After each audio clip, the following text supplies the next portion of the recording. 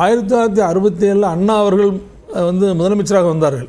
அதற்கு காரணம் என்னவென்றால் அந்த நேரத்தில் இருந்த மாணவர்கள் தான். மாணவர்களுடைய மிகப்பெரிய எழுச்சி அண்ணாவின் பக்கம் இருந்ததால் அண்ணாவால் மிகப்பெரிய வெற்றியை பெற முடிந்தது. புரட்சித் தலைவர் எம்ஜிஆர் அவருடைய செல்வாக்கு அந்த வெற்றிக்கு உதவியது. அது ஒன்று. ரெண்டாவது, புரட்சித் தலைவர் எம்ஜிஆர் அவர்கள் முதலமைச்சராக வந்ததற்கு பிறகு கூட அவரே இளைஞர்களை கவர வேண்டும், நம்முடைய அதிமுகவுக்கு இளைஞர்கள் வேண்டும் என்று முடிவெடுத்து இளைஞரணி என்று ஒன்றை துவக்கினார். அதற்கு திருநாவுக்கரசர், இப்போது காங்கிரஸில் இருக்கிற திருநாவுக்கரசர், அன்றைக்கு அவர்தான் முதல் திருநாவுக்கரசரை இந்த இளைஞரணியினுடைய அமைப்பாளராக அமைத்தார். அதற்கு பிறகு அம்மா வந்தார்கள். அம்மாவின் பக்கம் கொஞ்சம் இளைஞர்கள் இளம்பெண்கள் வந்தால் கூட அம்மா அவர்கள் என்ன செய்தார்கள் என்றால் அவர்களும் இளம்பெண்கள் பாசறை என்று ஒன்றை துவக்கி இந்த இளைஞர்களையும் இளம் பெண்களையும் ஈர்ப்பதற்கான முயற்சிகளை எல்லாம் செய்தார்கள்.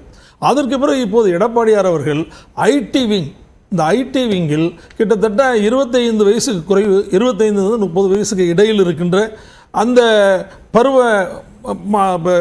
இது நம்முடைய செயல் வீரர்களைத்தான் அவரும் செலக்ட் செய்து அவர்களுக்கு முழு சுதந்திரம் கொடுத்திருக்கிறார். முழு சுதந்திரம் கொடுத்து நீங்கள் எப்படி பணியாற்ற வேண்டும் என்று சொல்லியிருக்கிறார். நாங்களும்